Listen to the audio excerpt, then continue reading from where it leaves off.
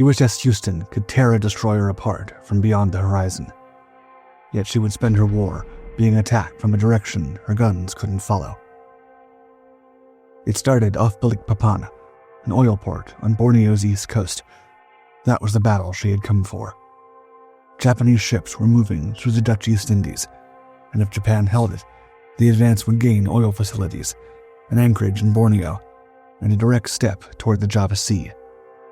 The Allies had to strike before Java became the next target. It was February 4th, 1942, and Houston was sailing as part of ABDA, a combined American, British, Dutch, and Australian force. Instead of a single navy with a shared doctrine and months of training behind it, this was a rush striking force built from whatever ships could still move, sent out with thin air cover and little time to coordinate. Houston stood out as one of its few heavy hitters, a Northampton-class heavy cruiser capable of more than 32 knots. But before Houston ever reached the Japanese ships they were expecting, Japan found her from the air. The Japanese ships were still out of sight when the lookout warning came from above. They were bombers. Houston's main battery was the reason she'd been sent forward. Instead, the battle moved overhead before her heavy guns fired a single shot, and Houston had no answer for them. Meanwhile, on her deck, Houston's Curtiss Sox Seagulls sat fully fueled and exposed for launch on the catapults. They had been useful minutes earlier, part of the cruiser's eyes over the horizon, but if bombs hit nearby, those aircraft could turn into burning fuel tanks on deck. The order was given to rush them into the air before the bombers reached the cruiser.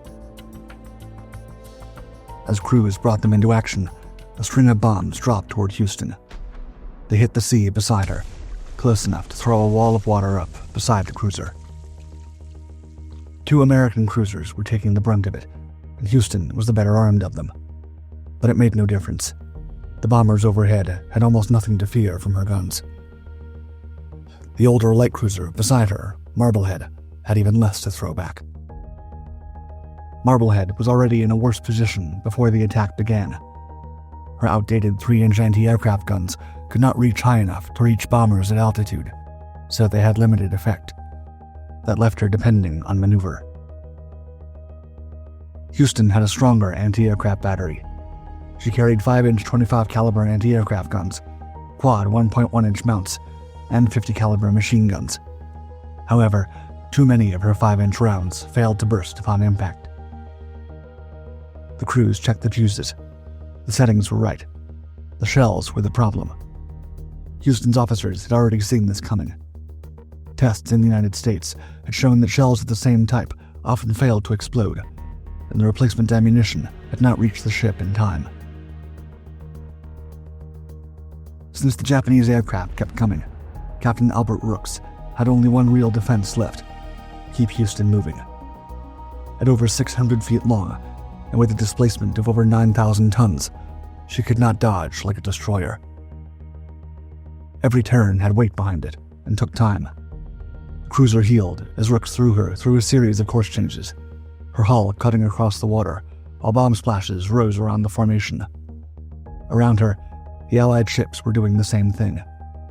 The attack had turned the formation into a moving target spread across open water. Even with bad ammunition, Houston's gun crews kept firing. The 5-inch guns reached upward, and when the aircraft came lower or closer, the 1.1-inch mounts and 50 caliber machine guns joined the fight. The defense was enough to make the bombers work for every run, and even took 4 Japanese aircraft down. Then a roughly 550-pound bomb came down aft and struck near number 3 turret, Houston's rear 8-inch turret. The blast tore into the gunhouse and the ammunition handling spaces below. Fire and metal fragments swept through the turret crew and the men working beneath them. In seconds, one of Houston's 3 main turrets was wrecked, and a third of her heavy battery was gone before she even reached a single Japanese ship. Marblehead was in even worse trouble. 2 bombs had hit her, one forward and one aft. Her crews controlled the fires, but the damage had reached the steering room. The gear that answered the helm was wrecked. The rudder stopped responding. The old cruiser took on a 10-degree list and began circling out of control. Her damage ended any chance of continuing the strike. There were no fighters overhead, and the Japanese ships were still out of reach, with more Japanese aircraft likely to return. Rear Admiral Karl Dorman, the Dutch officer commanding the striking force, had brought it to bear against Japanese ships. He turned it around instead, toward Java, with nothing to show for it but a wounded cruiser and fallen crewmen. Before the war, Houston had been one of the most recognizable American warships in the Pacific. President Franklin D. Roosevelt had used her for 4 pre-war cruises, and newspapers knew her as the, quote, Little White House. And yet, all that publicity couldn't make her armor thicker. As a treaty-era cruiser, she had belt armor only about 3 to 4 inches thick. When Japan was moving south in 1941, the U.S. was short of ships capable of striking hard and operating over long distances. Houston was already in the region, which made her one of the few American cruisers available to stand in the path of the Japanese advance. To prepare her for war, Houston had been hardened, but only around the edges. Splinter shields, battle plates, stripped fittings, and a strengthened anti-aircraft battery made her tougher, but Balikpapan had already shown the limit of those changes. Even if she had been forced to turn back, there was no time to rest. Somewhere ahead, the next fight was already taking shape. First, though, she had to bring the wounded ashore, bury the men she had lost, and patch enough damage to be sent back out. The work began at Cilacap, a port on Java's south coast. It could take Houston in, but it could not rebuild her. The triple 8-inch turret was a heavy system built down into the ship, connected to shell hoists, powder handling rooms, electrical gear, armor, and magazines below. Something like this couldn't be swapped out beside a pier. So the crew cleared the wreckage, patched what they could, reloaded the guns that still worked, and got Houston ready to move again as quickly as the port allowed. With emergency work done, Houston's crew looked for replacement 5-inch ammunition. USS Boise, another American cruiser in the region, had recently torn open her bottom on a coral reef. While on port, waiting for repair, several hundred rounds of her 5-inch ammunition were transferred to Houston. That gave her just enough. In a campaign running out of ships, she was too useful to leave in port, especially since the next crisis was already forming north of Australia. Japan was closing the doors between Australia and Java. Timor, northwest of Darwin, astride the sea road into the Dutch East Indies, was one of the last still open, and it needed Houston. If it fell, Japanese aircraft and ships would sit closer to Australia, with one more route into the collapsing Allied defense. Reinforcements had to move north before that door shut for good. The convoy was built around 4 transports carrying troops, equipment, and supplies for Kopan on the western end of Timor. They were slow, exposed, and valuable, exactly the kind of ships Japanese aircraft were hunting. They could not make that run alone. Houston had been called upon to cover their advance. She was joined by the destroyer USS Peary, while 2 Australian sloops helped screen the convoy. Before 2 a.m. on February 15th, the convoy left Darwin. The Japanese found them within hours. By late morning, about 150 miles from Darwin, a Japanese 4-engine flying boat had taken station over the convoy. It stayed outside the reach of Houston's 5-inch guns, shadowed the ships, and dropped bombs that missed. Even if the attack had caused no damage, the convoy had been found. Its position, course, and speed could now be reported. From that moment, the ships were moving under Japanese eyes. Captain Rooks asked for fighter cover. Only a single P-40 came out. The fighter searched the clouds for the shadowing aircraft, but the flying boat was hard to find and harder to catch. It stayed hidden enough, distant enough, useful enough. When the P-40 failed to drive it off, Houston had to do the job herself. Her 5-inch guns opened with the replacement ammunition taken on at Cilacap. The fire reached high enough and close enough to force the flying boat away, something the old shells couldn't manage at Balikpapan. But the damage was already done. The convoy had been found. The next morning, the Japanese came back in force. Another shadowing aircraft found the convoy and stayed with it. Before noon, bombers and flying boats came in over the transports in 2 waves. The first wave went for Mauna Loa. Bombs fell around the transport, and one hit close enough to damage her. She stayed afloat and kept moving, but 1 man was lost and another wounded. Houston fired back, but the first attack gave her no confirmed result. Then the second wave came in, and Houston's 5-inch guns hammered upward. When the aircraft closed the range, the 1.1-inch mounts and machine guns joined in. Rooks brought Houston in among the transports and had the 5-inch guns firing at maximum rate. Below deck, about 120 men worked the hot magazines and handling rooms, sending shells up as fast as the mounts could take them. Some had to be pulled out for heat exhaustion before the fight was over. Witnesses said Houston's barrage made her look like a sheet of flame. On one transport, a captain watched her work and kept repeating, quote, "Look at that bastard go." By the time the second wave broke off, Houston's gunners had shot down 7 of the 44 aircraft that came at the convoy. Only days earlier, Japanese aircraft had regarded her as nothing more than a damaged cruiser fading from the campaign. After the attack, Meigs signaled Houston, quote, "Exceedingly well done." Out of immediate danger, the convoy continued toward Timor for several more hours. Rooks pushed for information, so Houston launched one of her scout planes to search ahead for the Japanese position. The answer was bad. The scout plane found Japanese carriers nearby.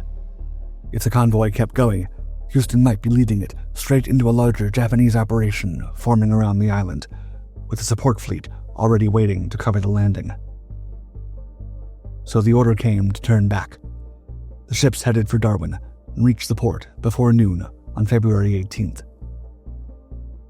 Houston could not stay there for long, as new orders were already waiting for her. She was to return to Surabaya, the main Allied naval base on eastern Java, as quickly as possible and join Rear Admiral Karl Durman's striking force.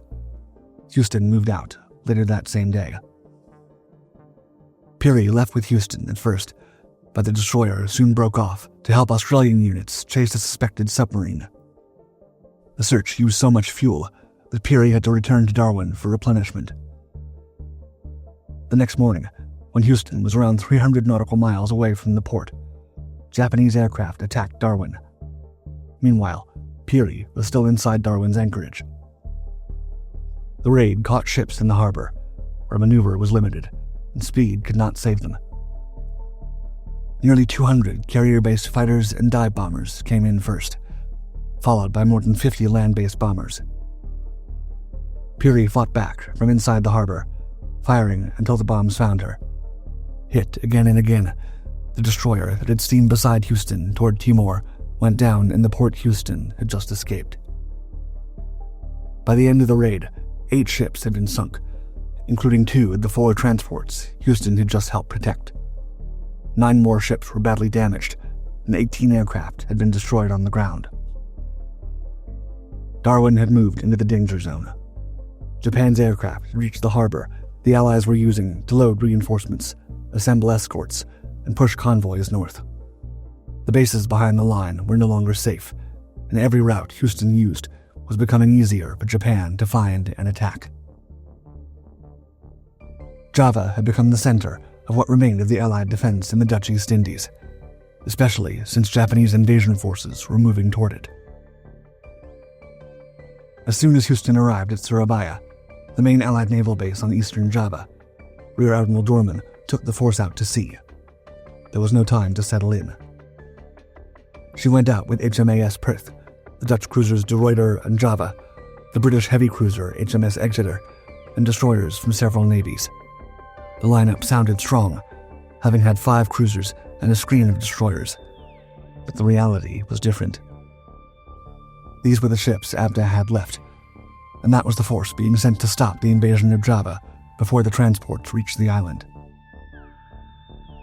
Dorman had one path to success: break through the Japanese screen and reach the invasion convoy behind it. The transports were the real target. If they reached Java, the battle at sea would already be failing. Still, the Japanese escorts would make sure Dorman never got a clean run at them. Their covering force included heavy cruisers, light cruisers, and destroyers, positioned to keep him away from the transports. As the Allied force pushed across the Java Sea, it was still short of the transports when the Japanese screen moved to engage. Gunfire opened at long range. Houston answered with her forward turrets, throwing 8-inch shells toward the Japanese ships.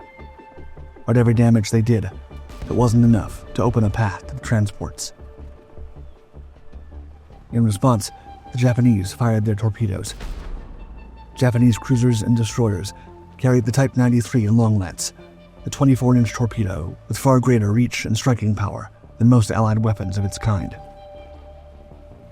Torpedo tracks sliced through the water, and the Allied ships turned hard to avoid them. The line stretched and bent, gaps opening between ships. Then Courtenaire took a hit.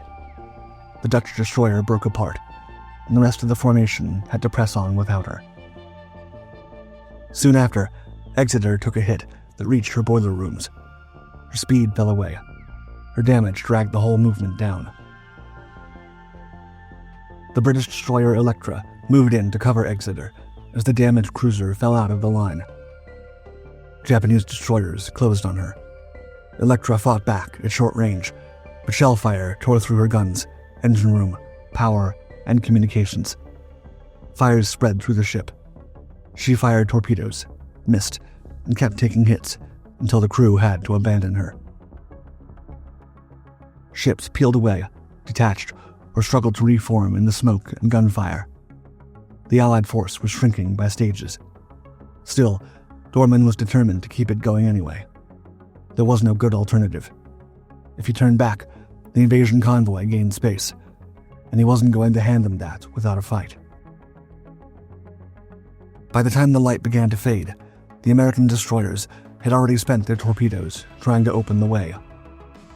Once those torpedoes were gone, they had lost their main offensive weapon against the Japanese cruisers. Houston and Perth stayed with De Ruyter and Java, maneuvering with the remaining cruisers as Dorman searched for another opening through the Japanese screen.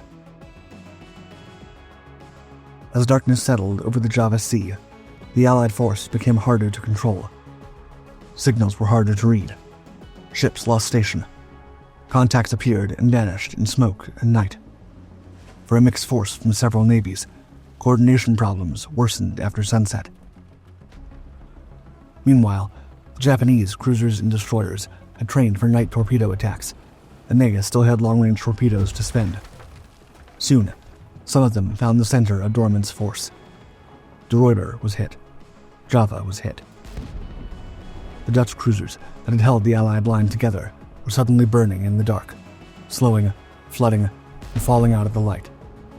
Dorman ultimately chose to go down, along with his flagship. Houston and Perth were among the few cruisers still able to move, but they were far from safe. They were ordered away, toward Tanjung Priok, the port serving Batavia, today's Jakarta, to take on fuel and ammunition, then get moving again before the escape route closed. As Houston and Perth arrived at Tanjung Priok, the Java Sea had been lost behind them. Ahead of them was the last way out of the trap forming around Java. Still, the port could not restore the cruisers. It could only fuel them, arm them, and send them west before Japanese aircraft found the harbor. Later that afternoon, Rooks came back from headquarters with the new orders. Houston and Perth were to leave that evening and go through the Sunda Strait toward Cilacap. If they got through it, they could reach the Indian Ocean side of the island. The intelligence sounded reassuring. The strait was reported clear. The nearest Japanese force was believed to be hours away and moving on a course that would not threaten them. Rooks accepted it. The men were exhausted, and there was no reason to keep every gun crew closed up through the night. Once clear of the harbor, the two cruisers headed west at 22 knots. For the first time in days, the mood aboard Houston lifted. The air cooled. The ship moved into open water. Cooks prepared sandwiches and coffee for the watch. Some believed they would be through the strait and into the Indian Ocean by around 3 a.m. Ahead, near St. Nicholas Point, on the western end of Java, Perth sighted a ship in the darkness. Waller challenged it with a signal lamp. The reply came back wrong, in the form of a strange pale green light, an unfamiliar code. He challenged again. The ship began to turn and make smoke. Waller recognized the shape. It was Japanese. Perth opened fire. Perth's first salvo lit the night. The Japanese destroyer sent up a red flare in response. That marked both cruisers. Around Bantam Bay, every Japanese ship now knew where the fight was. Almost immediately, the night filled in around them. Destroyers crossed ahead. Searchlights snapped across the water. Gunfire opened from the coastward side. The Sunda Strait was full of the Western invasion force for Java. Dozens of Japanese ships were clustered around Bantam Bay, while troops were already going ashore. The destroyers were only the outer edge. Behind them were transports, landing craft, minesweepers, and escorts protecting the landing. The Japanese started firing torpedoes toward the cruisers. The first shots missed, giving Perth and Houston their opening. Perth pushed ahead fast, throwing quick 6-inch fire into the destroyers in front. Houston came behind with heavier 8-inch salvos, hitting harder whenever a target showed itself. In the chaos of the landing area, that gave nearby Japanese ships two very different cruiser threats to handle at once. The cruisers fired at gun flashes and shapes in the dark while turning away from torpedo wakes. Even so, for a few minutes, the invasion force had to react to them. Japanese destroyers maneuvered to clear their own lines of fire. Transports near the anchorage were thrown into confusion. Ships were hit or damaged. A minesweeper was sunk. Several Japanese transports were later found to have been hit by Japanese torpedoes fired during the confused night action. Houston and Perth had no destroyers screening them, no air cover, and no second Allied line to divide the pressure. Then, more Japanese ships entered the fight. More torpedoes came through the water. Smoke cut visibility down. Searchlights picked up the cruisers, then lost them, then found them again. Perth tried to break through first. Captain Hector Waller kept her moving and firing, pushing for a gap before the weight of numbers took over. Then, shortly after midnight, Perth was hit by her first torpedo. More followed in quick succession. 4 torpedo hits finally overwhelmed the cruiser that had led the run into the Sunda Strait. She began to go down in the dark. With Perth overwhelmed, Houston was left deeper inside the enemy force, but she was still firing. The ship was now feeding the fight from its own wreckage. Her forward 8-inch turrets were running short of ammunition. Aft, the turret wrecked near Balikpapan couldn't fire, but was not yet useless to the ship. Its shells were still aboard. So Houston's crew began moving shells by hand from the silent turret supply to the guns that could still shoot. An 8-inch shell weighed about 260 pounds, and the ship's machinery was supposed to move ammunition through hoists and handling rooms. Instead, under pressure, Houston's men were doing it at night, under fire, through smoke, heat, darkness, and damaged passageways. They dragged and passed shells forward. Every round that reached a working gun brought the ship a few more seconds of resistance. Then a torpedo struck Houston, and she began to lose headway. Shells tore through the upper works. More torpedoes followed, and the ship's speed fell away. Steam and smoke spread through the damaged spaces. Power failed in sections.